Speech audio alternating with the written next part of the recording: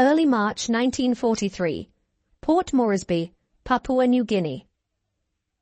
The wrench slipped from oil-stained hands as Captain Paul Irvin Gunn stared at the modified bomber before him.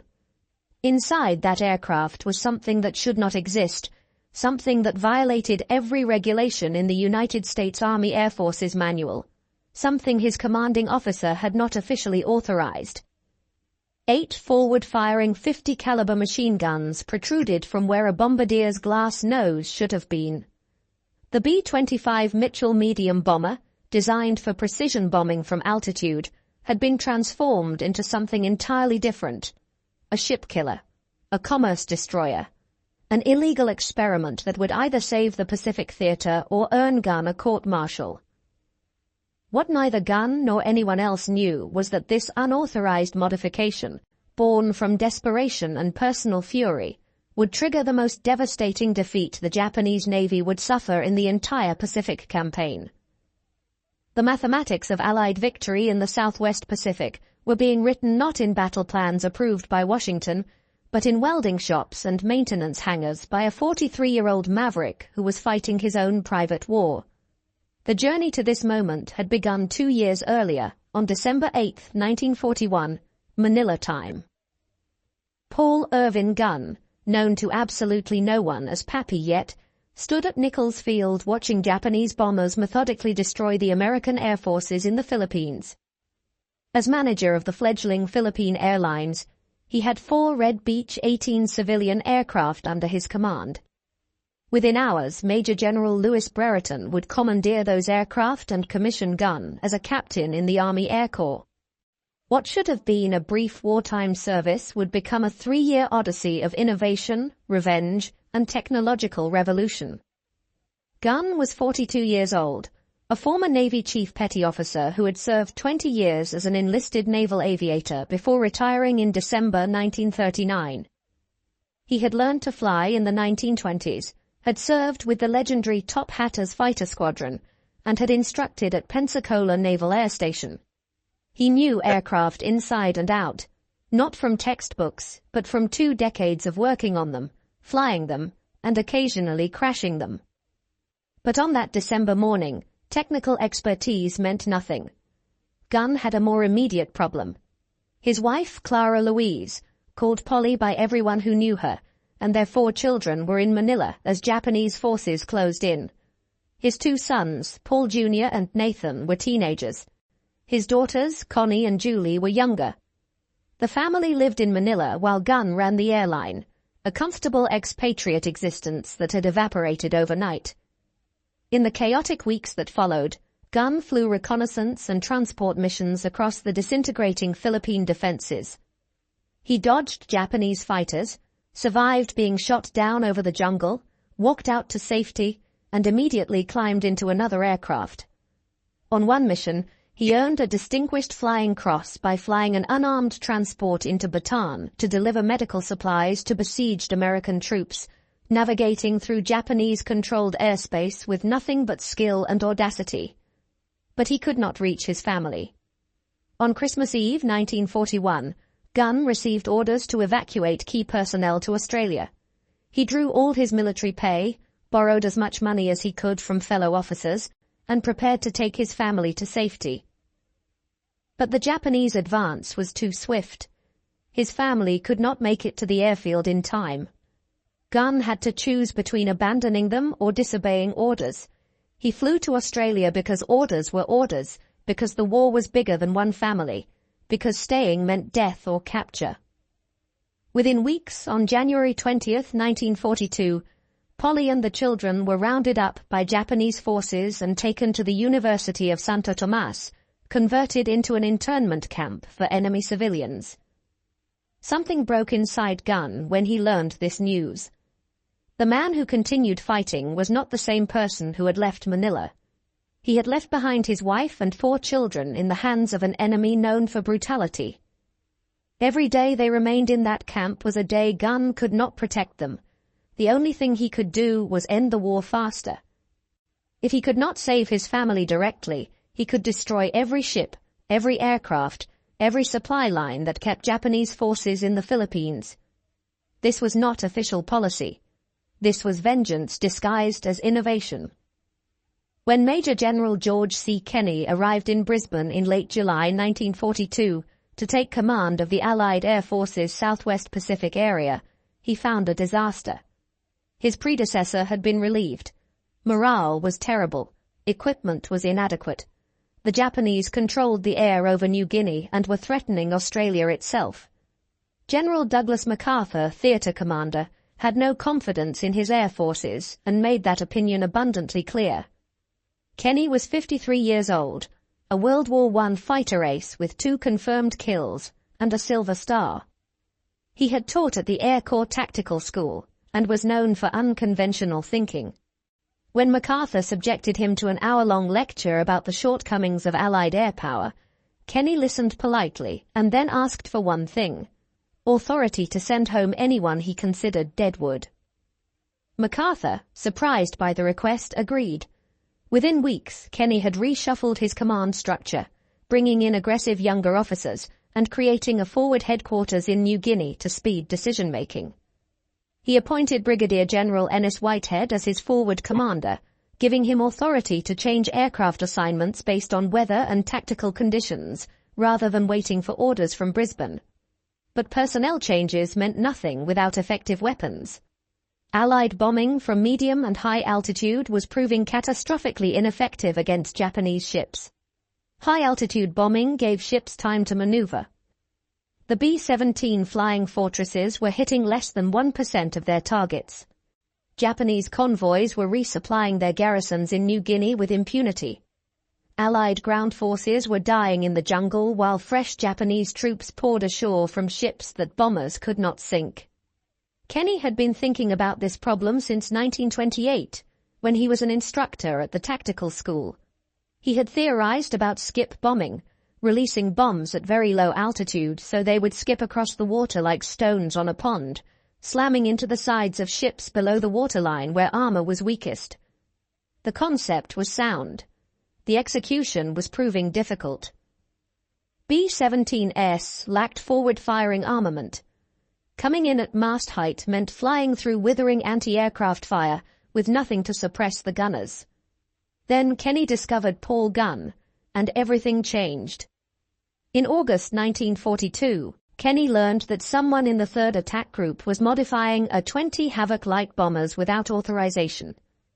The modifications were crude but effective. Someone had removed the bombardier from the transparent nose and installed 450 caliber machine guns in his place, all firing forward. The idea was to strafe Japanese positions at extremely low altitude, suppressing ground fire before dropping bombs. Kenny investigated and found Captain Paul Gunn, working essentially alone, scavenging weapons from wrecked fighters and mounting them in attack aircraft. Gunn had taught himself aircraft modification through trial and error. He had no formal engineering degree, but he understood aircraft structures, weight distribution, and weapons systems from 2 decades of hands-on experience. Most officers would have court-martialed Gunn for modifying military aircraft without authorization. Kenny immediately assigned him to his personal staff as Special Projects Officer and gave him an impossible mission: modify every A-20 in the theater for low-altitude attack and do it immediately. Gunn worked 18-hour days. He scrounged weapons from crashed aircraft, fabricated mounting brackets in makeshift workshops, and personally test flew each modification.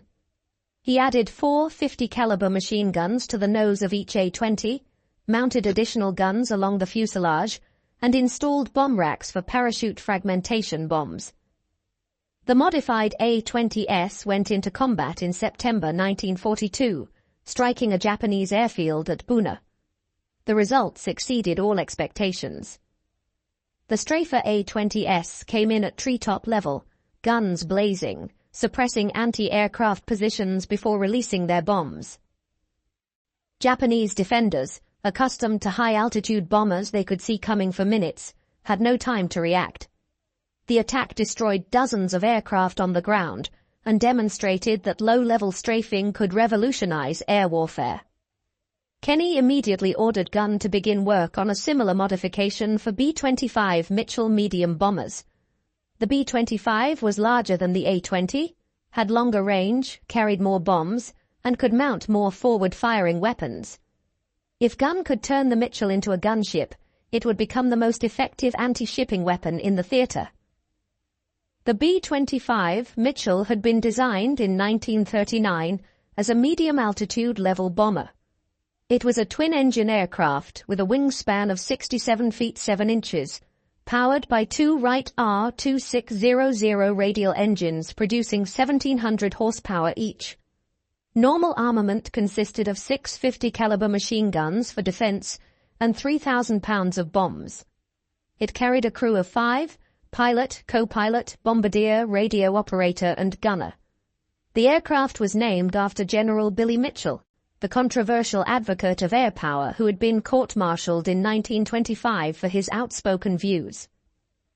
Approximately 9,890 B-25s would eventually be built at two North American aviation plants, one in Inglewood, California, and another in Kansas City, Kansas. The B-25 had gained fame in April 1942, when Lieutenant Colonel James Doolittle led 16 B-25Bs on a daring raid against Tokyo, launching from the aircraft carrier USS Hornet. The raid did minimal physical damage, but provided an enormous morale boost to Americans still reeling from Pearl Harbor. Most importantly, it forced Japan to keep fighter aircraft home to defend the mainland rather than sending them to the front lines. But the B-25's primary role remained medium-altitude bombing, a mission at which it was proving ineffective against ships. Gunn looked at the B-25 and saw potential no one else recognized. The aircraft's nose section was large enough to mount multiple heavy machine guns. The twin-engine design provided redundancy. Losing one engine would not doom the aircraft. The sturdy construction could absorb punishment. Most importantly, the Mitchell had enough range to reach Japanese shipping lanes that the shorter-range A-20 could not. In late 1942, Gunn began modifying B-25s in a maintenance hangar at Townsville, Australia. He was working with Captain Jack Fox, the North American aviation technical representative in theater.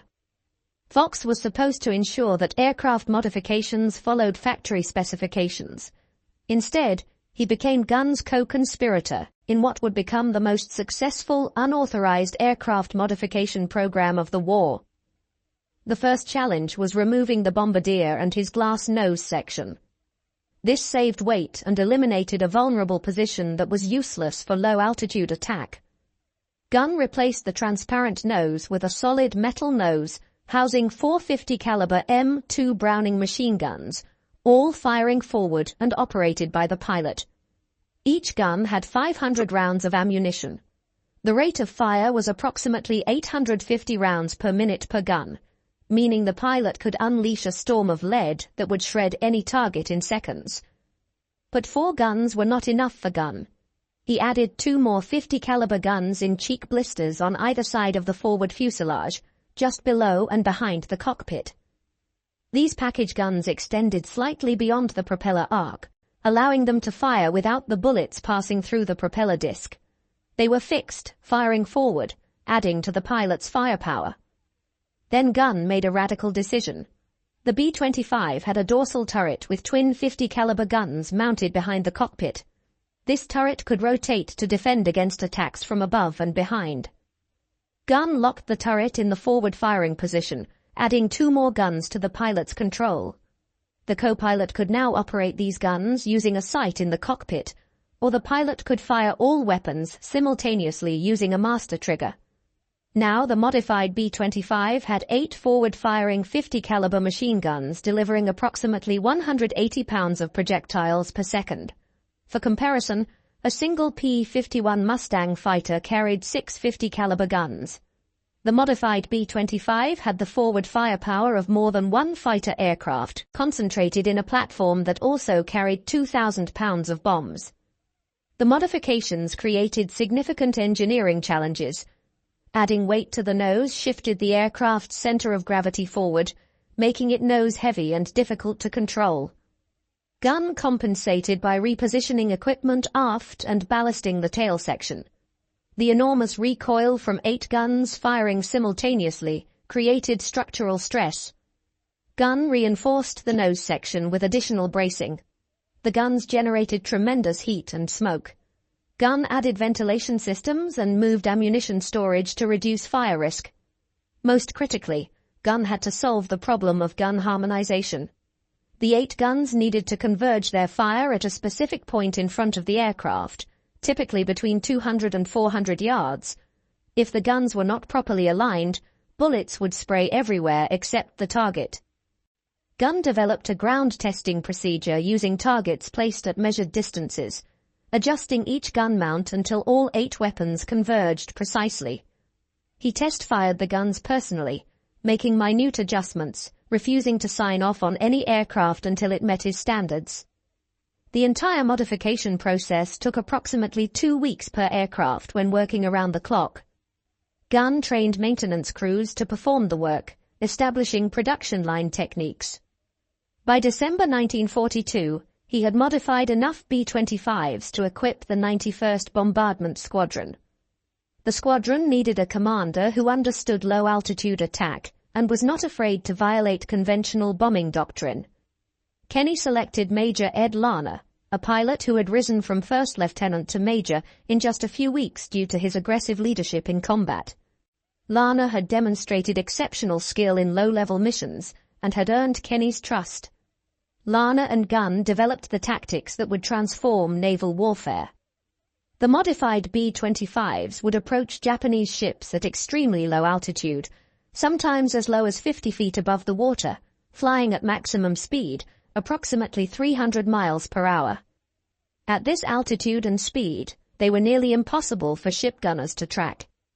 The closing speed was too fast for manual aim, and the aircraft were already gone before gunners could adjust. As the B-25s approached, pilots would open fire with all 8 forward guns at a range of approximately 1,000 yards, walking the fire into the target ship. The stream of 50 caliber bullets would sweep the decks, killing or suppressing anti-aircraft gunners, destroying gun positions, shredding superstructures, and creating chaos. The purpose was not to sink the ship with gunfire, although the damage could be substantial. The purpose was to silence the ship's defenses and create terror among the crew. Then came the bombs.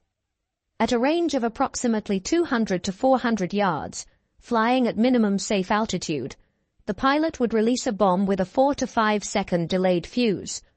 The bomb would leave the aircraft traveling at 300 miles per hour, strike the water, and skip across the surface. The bomb would bounce once, perhaps twice, then slam into the side of the ship at or below the waterline. The delayed fuse ensured the bomb did not explode on impact.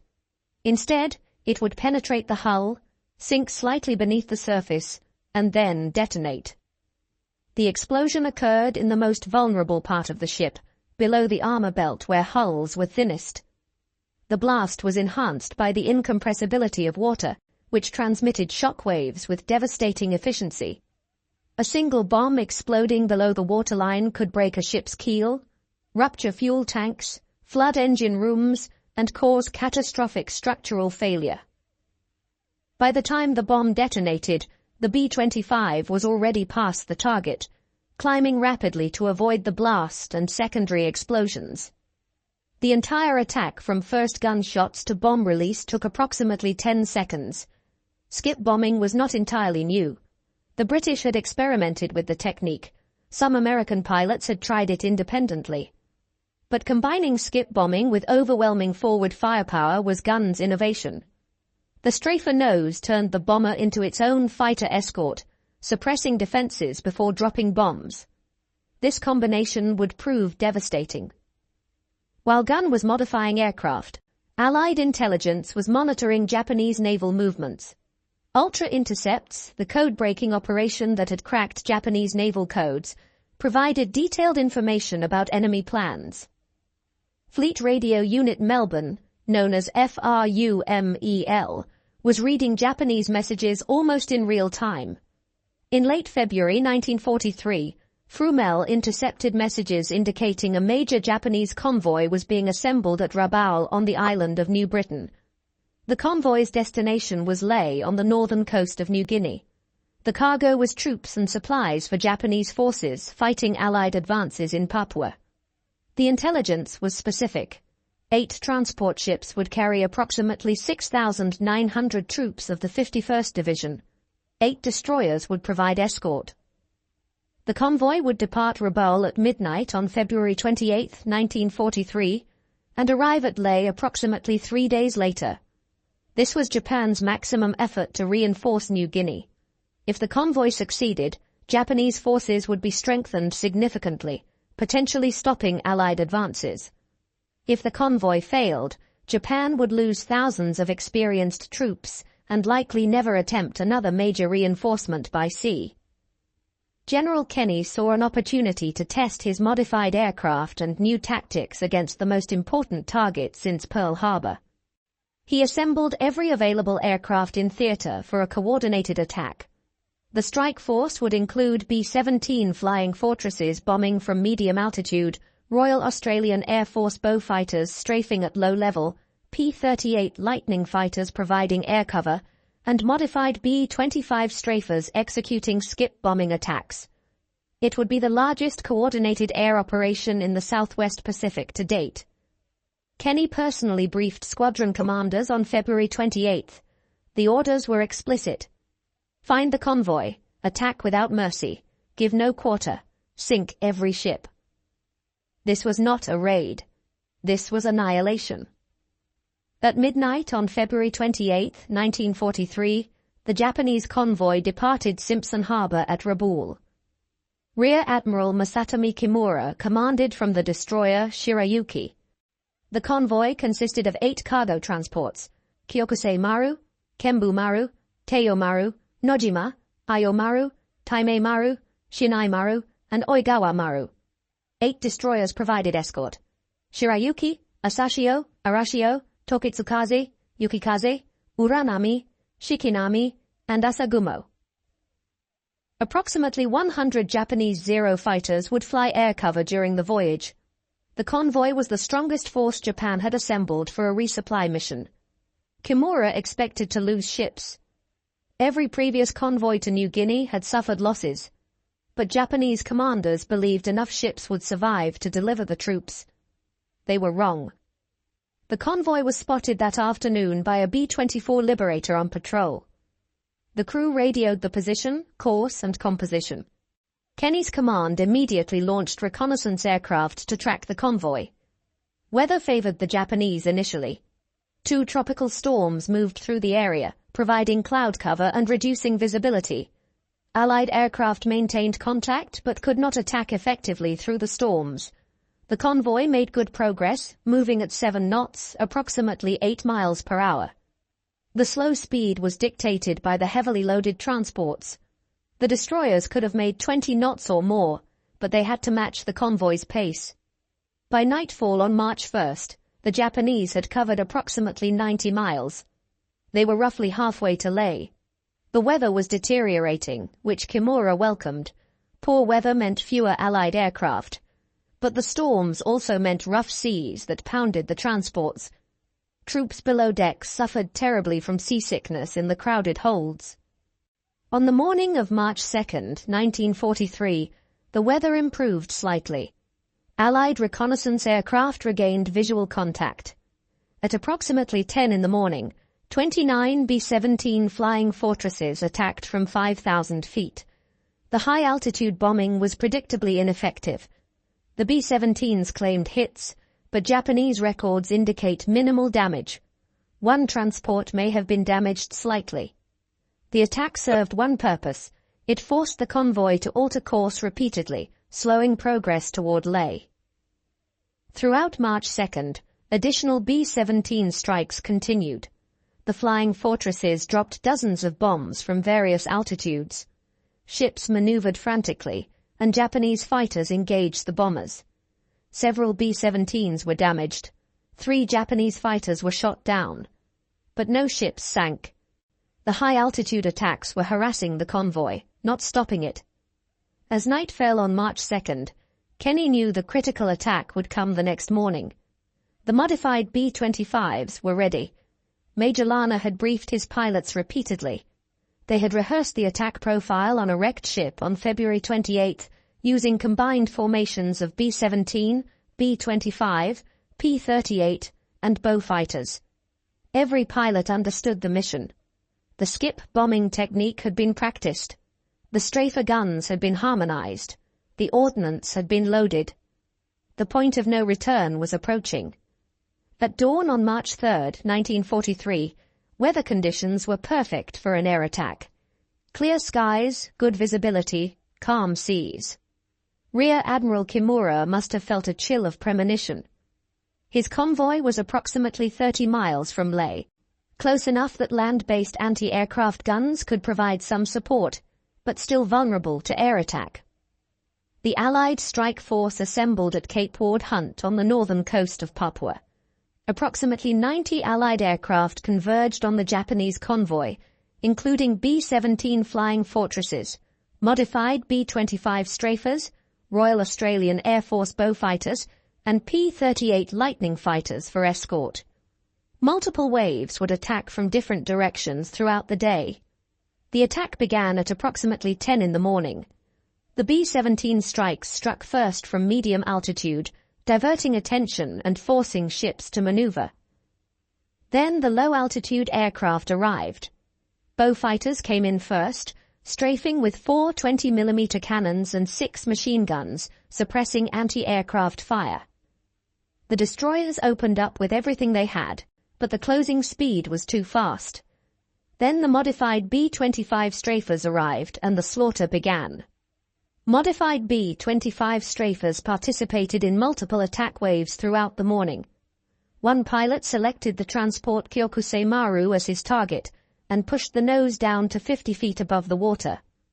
At 1,000 yards, he opened fire. 850 caliber machine guns, 6,800 rounds per minute combined rate of fire, 180 pounds of projectiles per second, ripped into the transport. Tracers showed where the bullets were going. The fire walked from the bow toward the superstructure, shredding everything. Sailors were cut down where they stood. Anti-aircraft guns were blown apart. The bridge disintegrated under the impacts. Metal fragments flew everywhere. Then he released his bombs.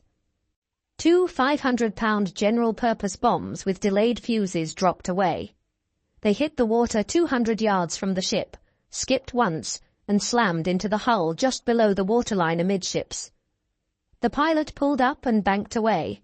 Behind him, the bombs detonated. 2 massive underwater explosions ripped the bottom out of Kyokusei Maru. The transport lurched violently. Water poured into the engine room and holds. The ship began settling immediately, listing to port. It would sink within 15 minutes. Other modified B-25s followed in successive waves. Each selected a target. Each executed the same devastating attack profile. Guns blazing, bombs skipping, ships exploding. The transport Kembu Maru took multiple hits. At least 3 B-25s attacked it. The combined gunfire killed most of the crew above decks. 4 bombs struck below the waterline. The ship broke in half and sank in less than 10 minutes. Teiyo Maru was strafed so heavily that fires broke out across the superstructure. 2 bombs opened the hull. The transport went down with nearly 1,000 troops still aboard. Nojima tried to maneuver but was too slow. A B-25 strafer raked it from stern to bow, then put 2 bombs into the engine room. The ship lost power and began taking on water. It would sink later in the day. The bow fighters and remaining B-25s attacked the destroyers. The destroyer Shirayuki, Admiral Kimura's flagship, was hit by strafing fire that killed almost everyone on the bridge, including Kimura, who was wounded. A bomb struck near the stern, starting a magazine fire. Secondary explosions blew the stern section off. The destroyer sank. Tokitsukaze took direct bomb hits that ignited fuel tanks. The destroyer became a floating inferno and sank within the hour. Arashio collided with the transport Nojima while maneuvering and suffered heavy damage. The destroyer was abandoned and sank. Throughout the attack, Japanese Zero fighters tried desperately to protect the convoy. but the P-38 Lightnings engaged them at high altitude, while the B-25s operated at masthead height, where fighters could not safely attack without hitting their own ships. The coordination was perfect. The attack lasted approximately 40 minutes. When the Allied aircraft withdrew to rearm and refuel, the scene was apocalyptic. 4 transports were sinking or already sunk. 3 destroyers were gone. The remaining ships were scattered, some damaged, all in chaos. Hundreds of Japanese soldiers and sailors were in the water. Bodies floated among the wreckage. Oil slicks burned. That afternoon, Allied aircraft returned for additional strikes. Modified B-25s found the surviving ships limping toward Leh. The attacks were methodical and merciless. Each ship was targeted individually. The Straffer B-25s came in low, guns blazing, bombs skipping. More transports sank. The destroyer Asashio, already damaged, took more bombs and went under. By nightfall on March 3rd, all 8 transports and 4 of the 8 destroyers had been sunk. Approximately 3,000 Japanese soldiers and sailors were dead or drowning. Another 2,700 would be rescued by the 4 surviving destroyers and by submarines sent from Rabaul. Only about 1,200 troops would eventually reach Leh, many without weapons or equipment. Of the 6,900 troops originally embarked, more than 5,700 were casualties. The convoy had been annihilated. Allied losses were remarkably light. 1 B-17 Flying Fortress was shot down. 3 P-38 fighters were lost in combat. 13 aircrew were killed. Compared to the Japanese losses, it was barely a skirmish. The Battle of the Bismarck Sea, as it came to be known, represented a turning point in the Pacific War. It demonstrated conclusively that land-based aircraft could destroy a heavily escorted naval convoy. It proved the effectiveness of skip bombing when combined with overwhelming forward firepower. It validated every modification gun had made to the B-25. Most importantly, it convinced Japan that resupplying garrisons by sea in the Southwest Pacific was no longer feasible. Never again would Japan attempt a major convoy to New Guinea. Japanese forces there would slowly starve and wither as supplies dwindled. General MacArthur issued a communique claiming 22 ships sunk, including 3 cruisers and 7 destroyers, and over 12,000 troops killed. The actual numbers were lower, but still devastating. The exaggerations were typical of wartime propaganda. What mattered was the strategic impact. Kenny had proven his concepts worked. Skip bombing was viable. Modified bombers were effective. Low-altitude attacks could succeed despite heavy defenses. Paul Gunn, watching from Australia as reports came in, must have felt grim satisfaction. His modifications had destroyed a Japanese convoy. His aircraft had killed thousands of enemy troops. But his family was still in Santo Tomas, and the war was far from over. The success of the Battle of Bismarck Sea led to immediate expansion of the modification program. Kenny ordered all available B-25s in theater converted to Strafer configuration. Gunn worked even harder, training additional crews, refining techniques, increasing production. By mid-1943, most B-25s in the Southwest Pacific had been modified. North American Aviation, the manufacturer, took notice. Company representatives visited Gunn's workshops, examined the modifications, and requested detailed specifications. The company wanted to incorporate Gunn's innovations into factory production. Gunn was promoted to major and sent back to the United States to work with North American Aviation at their Inglewood and Kansas City plants. He spent several months in 1943 and early 1944 working with engineers to design factory-produced Strafer versions of the B-25. The result was the B-25G, which mounted a 75mm cannon in the nose, along with 4 50-caliber machine guns. 405 B-25Gs were built. The 75mm cannon fired a 14.7-pound shell that could penetrate ship armor or destroy bunkers. But the cannon was difficult to load, required a crew member in the nose, and had a slow rate of fire. Gunn personally tested the B-25G in combat, leading a raid with the 3rd Attack Group against a Japanese destroyer. He hit the fire control system with a 75mm cannon, disabling the destroyer's ability to coordinate its guns. The ship was then sunk by conventional bombs. Gunn insisted publicly that he had sunk the destroyer with the cannon, but privately admitted it was the bombs that finished the job. The B-25H followed the G model into production. 1,000 B-25Hs were built with the 75mm cannon and 14 50-caliber machine guns arranged in various positions. The H model relocated the dorsal turret forward and eliminated the co-pilot position to save weight, with the navigator handling cannon loading. The massive firepower came at a cost. The B-25H was nose-heavy and difficult to control. Wright Field, the Army Air Forces Development Center, sent Gunn a message stating the modification was dangerous and aircraft should be grounded until the center of gravity issue was resolved. Legend has it, Gunn replied, "Put center of gravity in storage for the duration. We have a war to fight." The story may be apocryphal, but it captured Gunn's attitude perfectly. Technical perfection mattered less than combat effectiveness. The pilots learned to compensate for the handling issues. The final production variant, the B-25J, reverted to a conventional bombardier nose on some aircraft while retaining the strafer nose on others.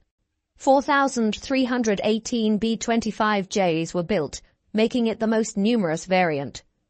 Some B-25Js were equipped with 8 forward-firing guns in the nose, 4 guns in cheek blisters, 2 guns in the dorsal turret, and 4 guns in waist positions. Total armament could reach 18 50-caliber machine guns, the most heavily armed bomber of World War II. The firepower was unnecessary in most situations, but it intimidated enemy forces psychologically. Japanese troops learned to fear the sound of Mitchell engines. The distinctive roar meant death was incoming. Throughout 1943 and 1944, modified B-25s devastated Japanese targets across the Pacific. In August 1943, B-25 strafers attacked Japanese airfields at WWII in New Guinea. The raids destroyed 174 aircraft on the ground, breaking the back of Japanese air power in the region. The WWII raids were possible because Gunn had solved another problem: range. B-25s had sufficient range for most missions, but WWII was at the limit.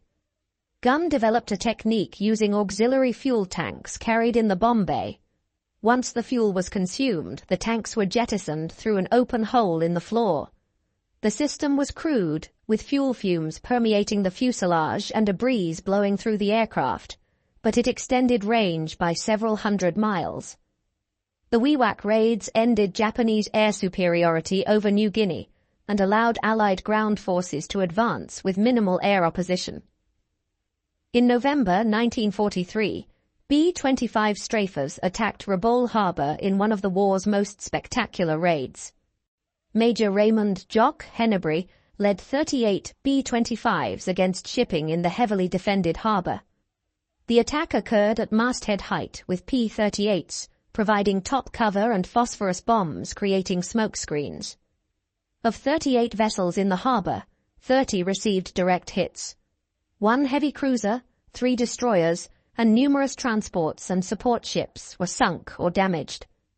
The raid paralyzed Rabaul as a forward base and demonstrated that even the strongest Japanese positions were vulnerable to modified B-25s.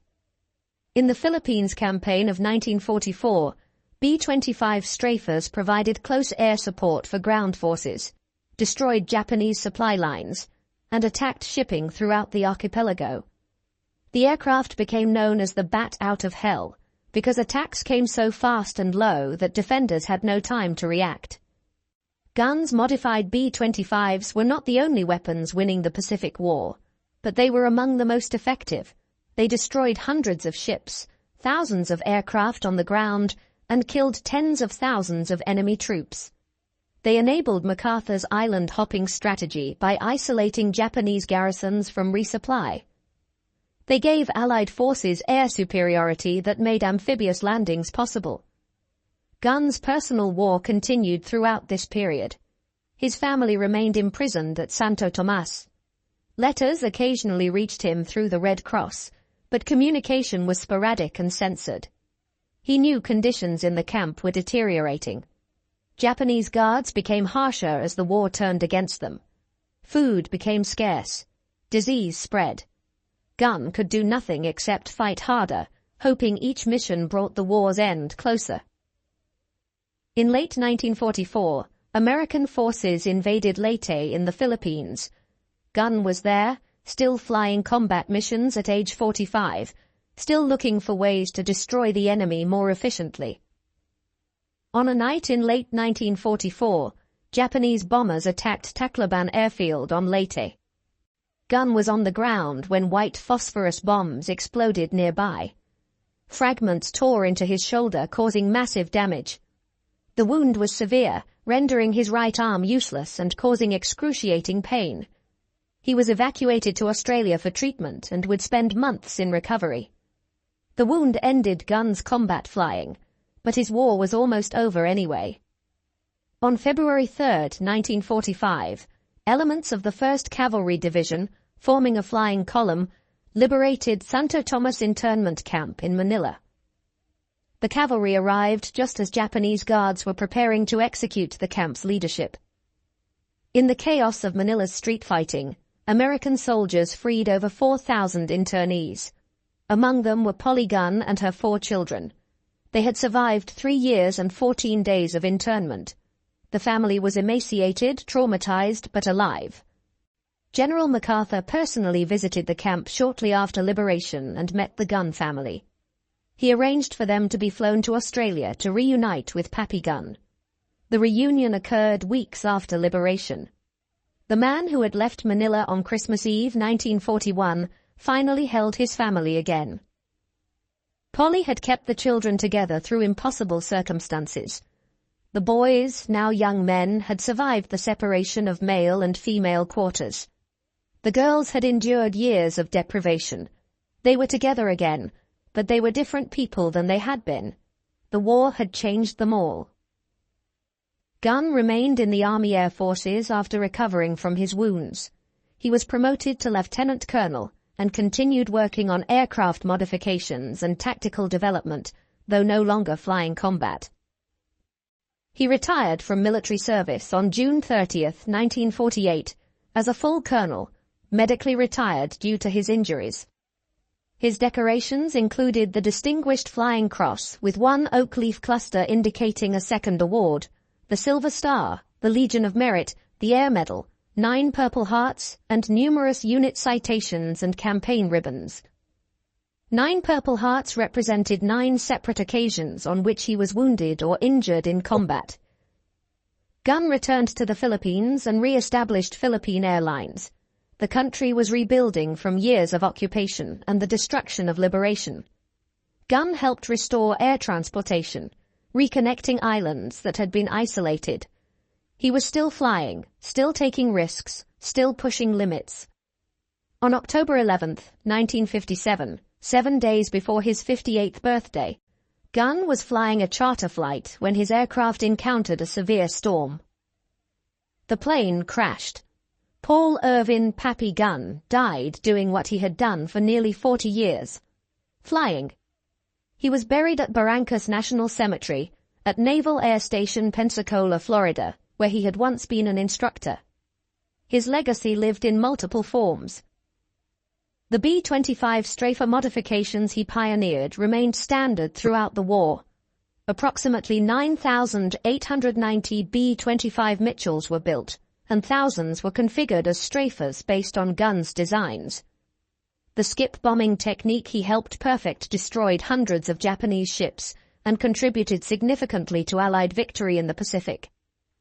Gunn demonstrated that innovation could come from anywhere, even from modifications made by a grieving father in a maintenance hangar. The official military bureaucracy wanted to fight World War II with existing weapons and approved tactics. Gunn showed that desperate circumstances required desperate innovations. The Battle of the Bismarck Sea became a case study in military academies worldwide. The combination of intelligence, coordination, new weapons, and new tactics achieved a complete victory at minimal cost. It demonstrated what air power could accomplish against naval forces when properly employed. 8 transports destroyed, 4 destroyers sunk, over 5,000 casualties, all for the loss of 4 Allied aircraft. The mathematics were simple and brutal. You could not survive in an environment where the enemy controlled the air. Every ship sunk in the Bismarck Sea represented dozens of missions that would never be flown, hundreds of troops who would never fight, thousands of rounds of ammunition that would never be fired. Destroying supplies before they reached the battlefield was the most efficient form of warfare. The modified B-25 became the weapon system that made this possible. It could range hundreds of miles to find ships, suppress their defenses with overwhelming firepower, destroy them with skip bombing attacks, and return to base for another mission. One B-25 strafer could accomplish what previously required coordinated attacks by multiple aircraft types. Japan learned the lesson too late. After the Bismarck Sea disaster, Japanese commanders knew they could no longer move large convoys in daylight within range of Allied air bases. They switched to nighttime movements, used submarines for critical supplies, and increasingly relied on barge traffic that could hide in coastal waters during the day. These measures reduced but did not eliminate losses. B-25 strafers hunted barges with the same efficiency they hunted ships. Night-flying B-25s equipped with radar found convoys in darkness. There was no safe time, no safe method, no safe place for Japanese logistics in the Southwest Pacific. The stranglehold tightened month by month until Japanese garrisons were effectively isolated. In New Guinea, in the Philippines, throughout the Pacific Islands, Japanese troops fought on with dwindling supplies and no hope of reinforcement. They were brave, tenacious, and doomed. Air superiority achieved by weapons like the modified B-25 made their courage irrelevant. By 1945, the modified B-25 had become the standard anti-shipping weapon in the Pacific. The aircraft evolved with the B-25G, H, and J variants incorporating increasingly heavy armament. But the basic concept remained gun's original innovation, a medium bomber converted into a flying gun platform that could suppress defenses and deliver devastating attacks at minimum altitude. When the war ended in August 1945, modified B-25s were still flying combat missions. They were among the aircraft that escorted the Japanese surrender delegation from Japan to Manila in mid-August. It was fitting that the aircraft that had done so much to defeat Japan would witness its surrender. Post-war analysis by both American and Japanese historians confirmed the significance of guns' innovations. Japanese naval officers stated that after the Battle of the Bismarck Sea, they knew they could not safely operate in waters within range of Allied air bases. The psychological impact was as important as the physical destruction. Convoy commanders knew that low-flying bombers could appear without warning and destroy entire formations before defenses could respond.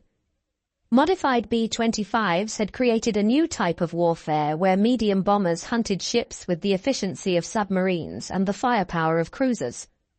The implications extended beyond the Pacific War. Post-war air forces worldwide studied the lessons of skip bombing and forward-firing armament. The concept of the gunship, an aircraft designed primarily for gun attack rather than bombing, became standard in many air forces. The AC-47, AC-119, and AC-130 gunships used in Vietnam and subsequent conflicts were conceptual descendants of guns modified B-25s. Of the 9,890 B-25s built during World War II, over 100 survive today, most in the United States. Many are maintained in flying condition, appearing at air shows where crowds marvel at their size, sound, and history. The distinctive roar of Wright R-2600 engines is unforgettable. The sight of a B-25 banking low over an airfield, as they did over Japanese ships, reminds observers of what these aircraft accomplished. Several flying B-25s are configured as strafers, with forward-firing guns in the nose. When these guns are fired during demonstrations using blank ammunition, the sound is overwhelming. The muzzle blast is visible. The aircraft shudders from the recoil. Watching a B-25 strafer demonstration gives viewers a glimpse of what Japanese sailors experienced in the final seconds before their ships were destroyed. Museums worldwide display B-25s in various configurations. The National Museum of the United States Air Force in Dayton, Ohio, has multiple examples. The National Naval Aviation Museum in Pensacola, Florida, where Gunn once instructed, displays a B-25. The Smithsonian National Air and Space Museum preserves the history. Each aircraft tells the story of innovation, desperation, and victory. In 1959, General George Kenney published The Saga of Pappy Gunn, a biography of the man whose innovations had changed the war. Kenney, by then retired, wanted to ensure Gunn's contributions were not forgotten. The book detailed Gunn's modifications, his combat missions, and his personal war to free his family. Kenney wrote that Gunn was one of the most important individuals in the Pacific War, a man whose unauthorized actions had saved thousands of Allied lives and shortened the war. Nathaniel Gunn, Pappy's youngest son, also wrote about his father's story. His books provided the family perspective, describing life in Santo Tomas and the long wait for liberation. The Gunn family story became an example of the human cost of war and the strength required to endure. In 1975, the United States Air Force honored Gunn posthumously by naming a training facility after him. The recognition was overdue but heartfelt. Gunn had never sought glory. He had sought effectiveness. The story of how one engineer's unauthorized modifications created a devastating weapon system remains relevant. Gunn refused to accept his family's imprisonment as inevitable. He refused to accept that existing weapons were adequate. He refused to accept regulations that prevented innovation. That refusal, combined with technical skill and Kenney's support, produced modifications that changed warfare. The B-25 strafer destroyed hundreds of Japanese ships, killed thousands of enemy troops, and contributed significantly to Allied victory in the Pacific. Innovation can come from unexpected sources and succeed through unorthodox methods. The modified B-25 was not the weapon that won World War II. That victory required contributions from millions of people using thousands of weapons over 4 years of global conflict. But the modified B-25 achieved effects disproportionate to its numbers. The aircraft represented what was possible when necessity met opportunity, when personal motivation aligned with military requirements, when one man decided that failure was unacceptable. The weapon was born in a maintenance hangar from desperation. It flew into combat at masthead height, guns blazing, bombs skipping across water to slam into hulls and explode below the waterline. It destroyed Japanese hopes of resupplying their forces. It shortened the war. It saved Allied lives. And it freed one family from 3 years of imprisonment, which was the point all along.